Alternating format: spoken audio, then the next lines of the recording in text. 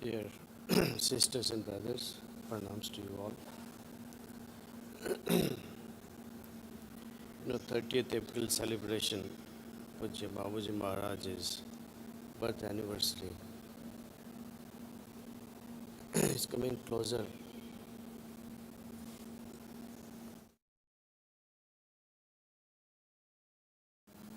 Just a reminder that sooner we register our participation in the Bandara, better it is for us.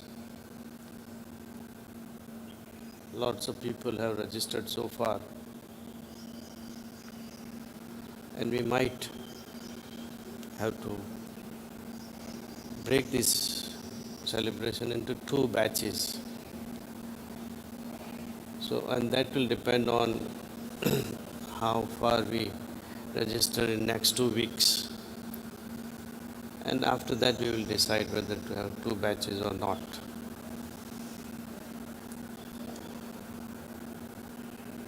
Personalities like Babuji Maharaj, they baffle us. Even now, we are trying to understand his magnanimity, his work on humanity and overall in the universe is slowly and slowly unfolding.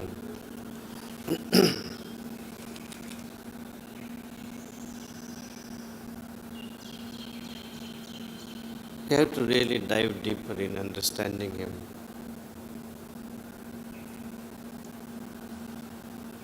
And this can happen when we take up this spiritual journey a bit seriously, with some level of authenticity towards it,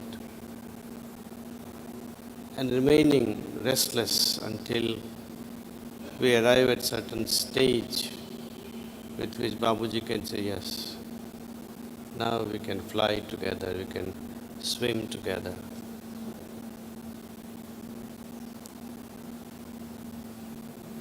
Birthdays of this sort,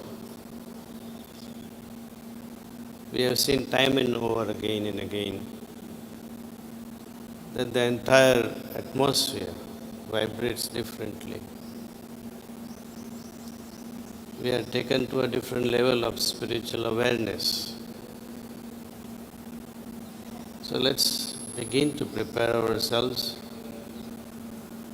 right from this moment onward and await those celebrations and make the celebration even more sublime and loftier, and spread the message that he has been giving to us time and time over. Share those messages.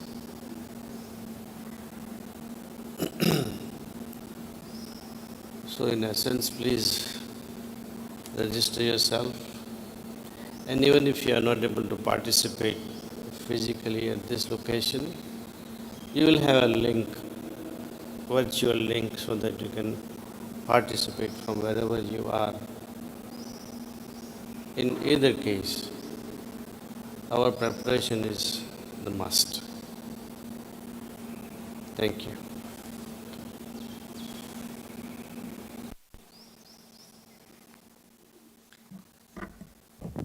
Pranam Daji. Good morning, dear brothers and sisters. We are very happy to announce amidst us, we have a very well-known educationist from India.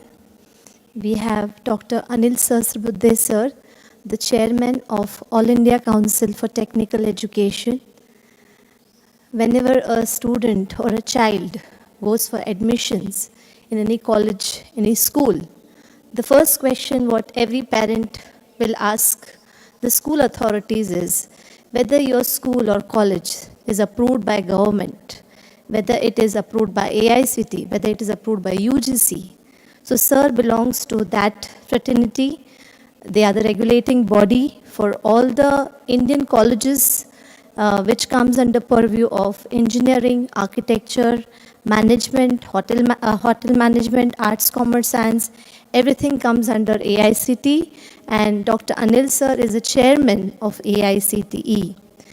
We are very happy that sir has given his valuable time to be with us here 2 days in Kanha, and he in fact had wonderful time here meditating, and we had some wonderful discussions with him that how meditation can be made compulsory part of education in India. So he has given wonderful insights. So before calling him on stage, I would like to introduce him in a small brief. Dr. Anil Sahasrabudhe sir has completed his engineering from BVB College of Technology, Hubli, with a bachelor's in mechanical engineering and was a gold medalist. Thereafter, he obtained a master's degree from Indian Institute of Science, Bangalore, one of the most prestigious institutes in India. Prior to joining the College of Engineering, sir was a member of IIT Guwahati. He was also lecturer at NERIST Itanagar, and he has served as a director of COEP College, Pune in Maharashtra. He is also the chairman of Basic Science Research Committee of the UGC. He was also Board of Governance of NIT Arunachal Pradesh, and currently he is the chairman of AICTE. He has received many awards and accolades all over India for his exceptional work in the field of education. I'll be missing in introducing if I don't say that he was a person who got reform in the approval process for the colleges. He made the approval process totally paper-free. All the approvals for all the colleges came online after he becoming the chairman for All India Council for Technical Education, which actually relaxed many colleges all over India who were going through the tough process of approval every year for the extensions. So that is how we have Dr. Anil sir here, and definitely we want to listen from him, his experience in Kanha and how he entered into the journey of heartfulness. And I would request him to please come over here and speak few words, because all our abhyasis and people are watching all over India. We welcome you, sir.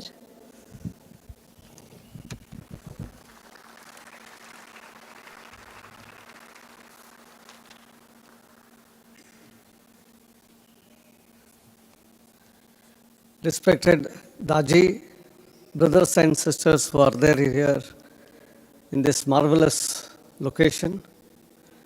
I have been in this particular campus for the last 2 days, and I have been experiencing spiritualism every moment.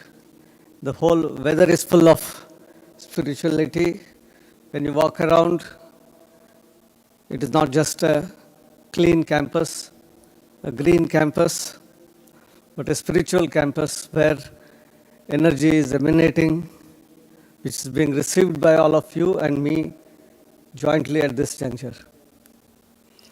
And these sessions, at least 2 of them, directly in close proximity with Daji, and other 2-3 sessions which I had experienced of meditation, they are very elevating.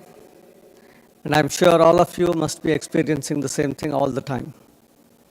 But the journey itself started when Nivedita ji, about a year ago, called me and said that there is a Heartfulness Institute program, and some eminent people were already there on that panel to discuss, and Daji was also going to be there, and that I must be there on that program. It was an online program, because we are all aware for the last 2 years, because of the COVID crisis, we were not able to have physical meetings.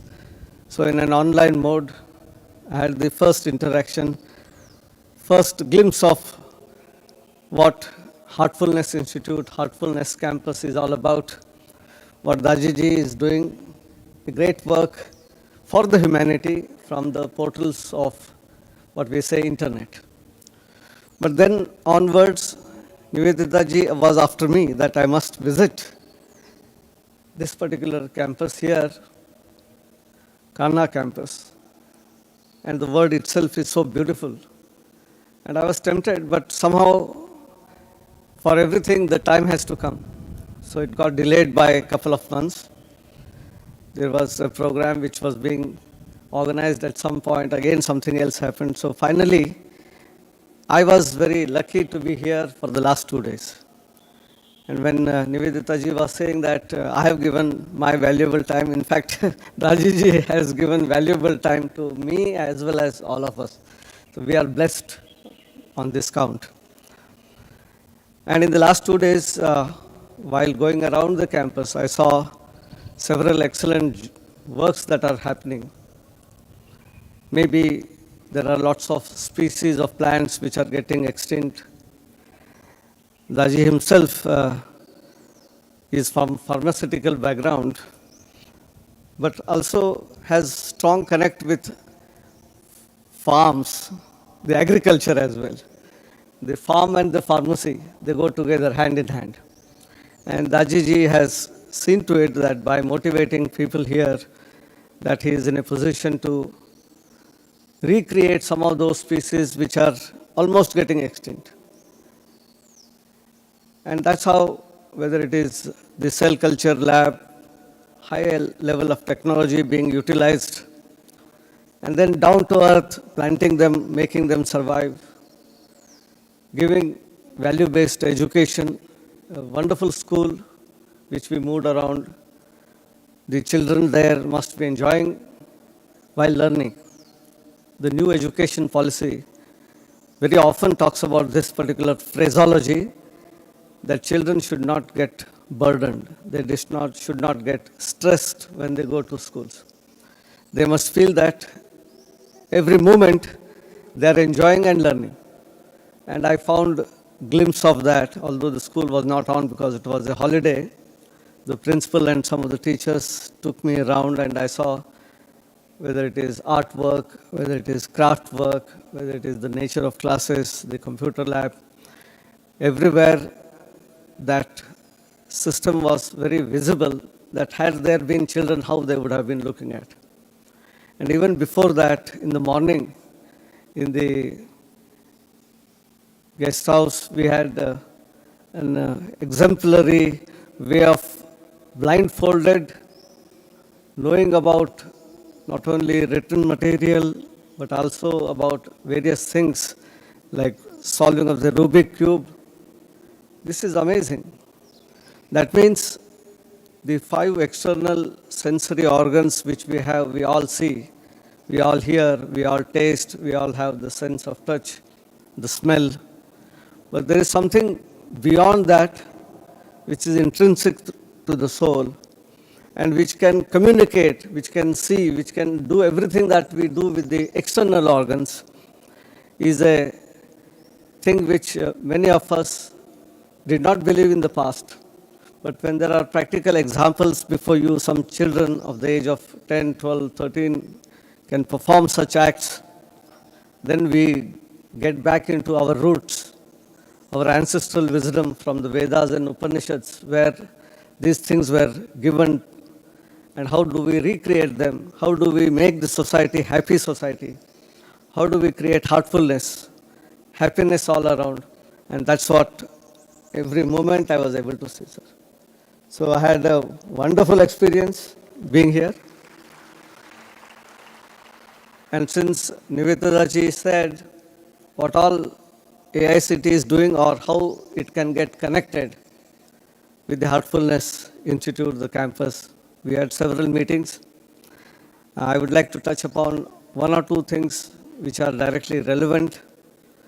Number 1, quite often when our graduates come out from the colleges and universities, industry talks about they being not employable. They know theoretical knowledge, maybe they are able to reproduce what is written in the books, but they hardly know the connect, the actual application of that knowledge in the real field.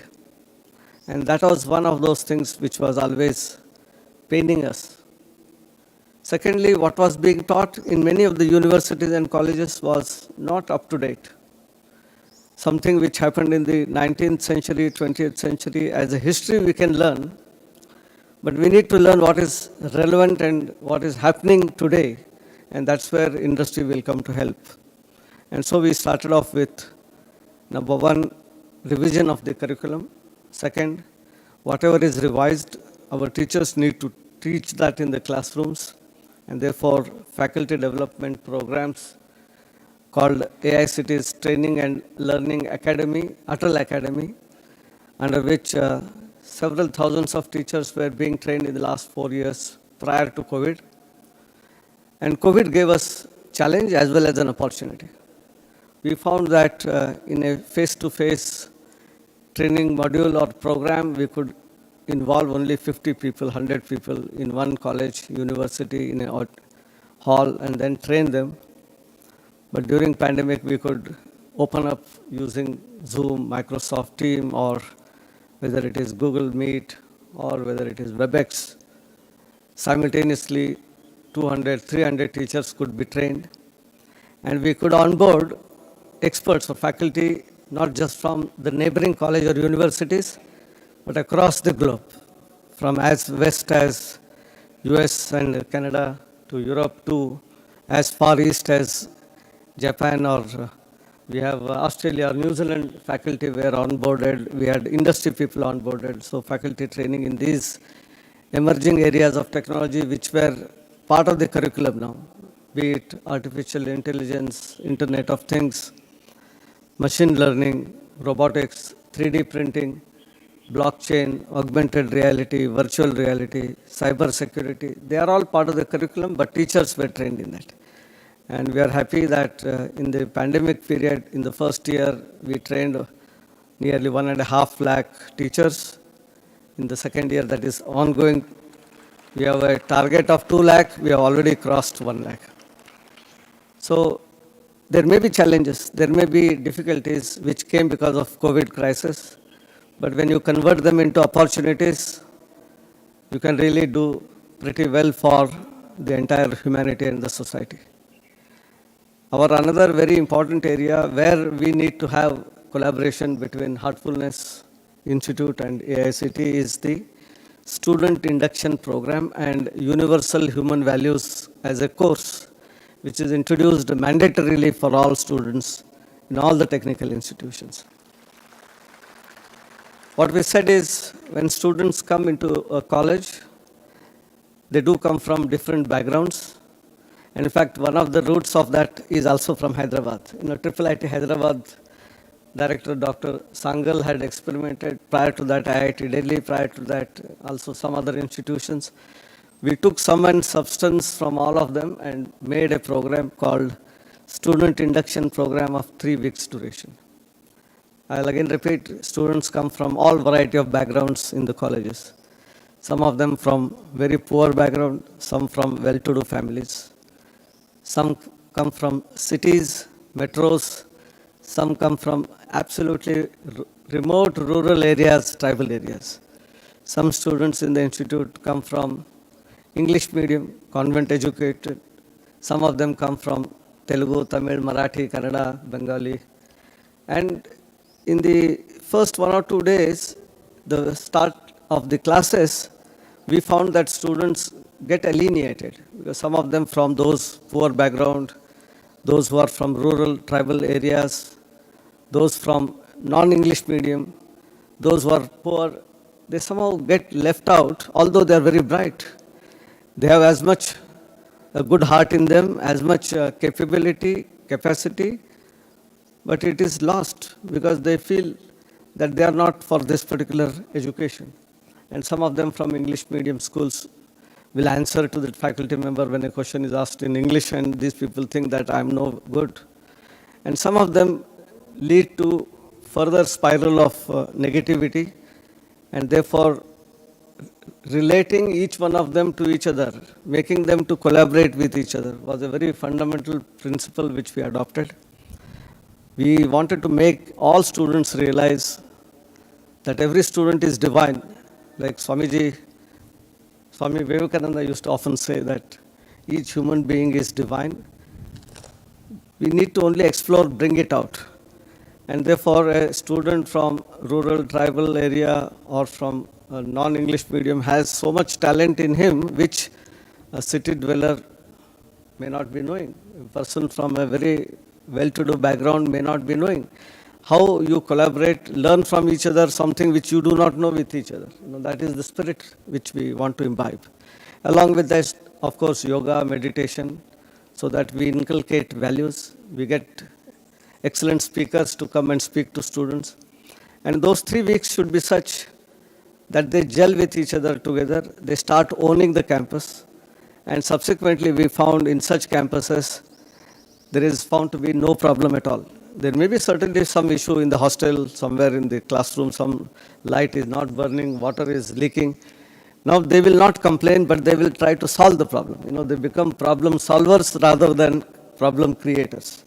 I think this is a simple mechanism of 3 weeks where intense interaction between the teacher and the students, the ownership that they receive from out of that has become a magical one. And that is where we want organizations like Heartfulness Institute with their volunteers, their ambassadors, wherever they are in whichever region, surrounding colleges, they must be able to go there during that 3-week interact so that the life's journey beyond of the students will be motivated, inspirational, spiritual, and that's what is very important for our nation today. Because a nation which gave spirituality, which gave the whole world the knowledge. Yesterday also I was referring to Gurukula system, or whether it is Takshila, Nalanda. The first universities of the world were all created in this land. And there was no ban on anyone to go and earn this education. Men and women of any caste, they were all allowed. Unfortunately, during some period of invasions and becoming cocooned, we lost some of that. We need to regenerate that. And that is another area of research, delving back into the roots, our philosophies, whether it is our scriptures. How do we not only understand them, interpret them in the right perspective in today's world? Because unless you relate them to today's world, the benefits of that to today's world, what is the future that is in store to us, I think the young generation will not listen to us. And therefore, to take young generation along with us, we need to do research from unearthing the knowledge that is there embedded deep down in the Vedic times to now, and then make it relevant. And that's why all the research that for sustenance of environment, those species which are likely to be extinct being regenerated here, I think these are small examples which will motivate students to take up such tasks wherever they are and wherever they do jobs later, whether they go to a corporate world, whether they become entrepreneurs, whether they become government servants, they will have this in their heart that I must contribute back to the society from where we learned or whatever I got. And I should not go creating a planet which is a place worse than what I received, but a better planet than I received from my parents and grandparents. Because for the last 7-8 generations, we have spoiled it enough. It will take another 8 generations to recreate to the same level, same value systems. Probably there is a long way to go, but a seed has to be sown today, and only then it will grow into a big plant. And these are some of those areas where we certainly will be in a position to work together. Dajiji, yesterday also we were discussing that very fundamental thing is teacher education. Apart from training teachers in that high-tech areas, which are the emerging areas, the most essential part is what is the role of a teacher? Why is teaching profession one of the noble professions? I think this seed is also to be sown. That's why we have 8-module faculty certification program created for the first time in the world. We are all aware of D.Ed and B.Ed, which is required for school education. Without that, you will not become a regular teacher. But in technical education or higher education, we have nothing. We earn degrees, but we don't connect with our students. We don't know how to deal with students and their problems of today. And therefore, a robust teacher certification program has been evolved, but there are still gaps. And that is where organizations like Heartfulness Institute, which will really enthuse our faculty to the profession for which they have come in, and then deliver to that to the students, and in turn create a new world order which is peaceful, which is happy, and that is the role of the whole humanity.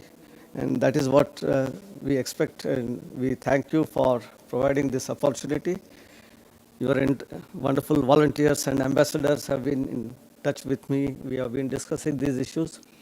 I'm sure in the next couple of months, we will certainly be able to come together to do something which is very concrete in the sector of education.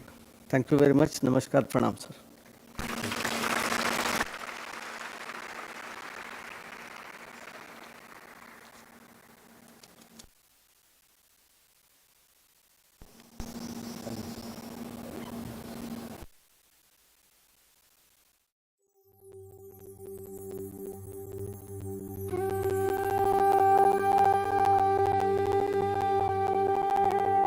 Starting in 1945 in the bylanes of Shahjahanpur, Uttar Pradesh, India, the Heartfulness movement has now spread to all corners of the globe. In this series, we are introducing you to Heartfulness centers across the world.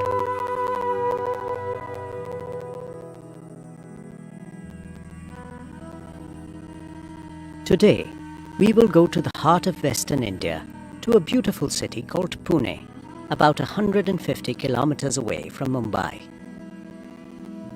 In Pune, we have been gifted with 2 centers of light. One is a meditation center located in Nanded city, and the other is the Pune Retreat Center of Excellence, located at Panshet, on the outskirts of Pune. Nanded Meditation City is a green oasis in the middle of a modern concrete city, which is home to nearly 50,000 inhabitants. The facilities at the meditation center include a children's room, library, kitchen, and of course, a meditation hall.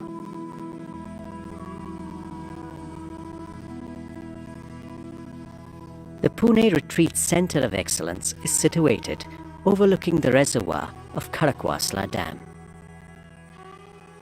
The facility includes a meditation hall, kitchen and dining area, dormitory blocks, and there is a large library block where nearly all of the Heartfulness literature in various languages is available for reading to the visitors. We have 2 types of visitors at the retreat: those who come on a retreat and those who come for overnight weekend stay as part of the Connect programs organized for corporate institutions, colleges, schools, as well as volunteer training programs. Organic vegetables are grown at the retreat center. They are tended with such love and care that it reflects in the taste of the food prepared in the kitchen. In addition, the retreat center also has a nursery where different types of potted plants are grown.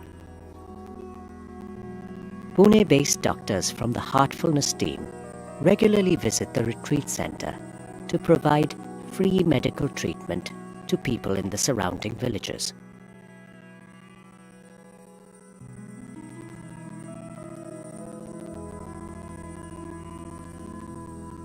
The serenity and peace of the retreat center can only be experienced by staying there. While the retreat center has been shut down during COVID, we expect it to open soon as the government restrictions are lifted.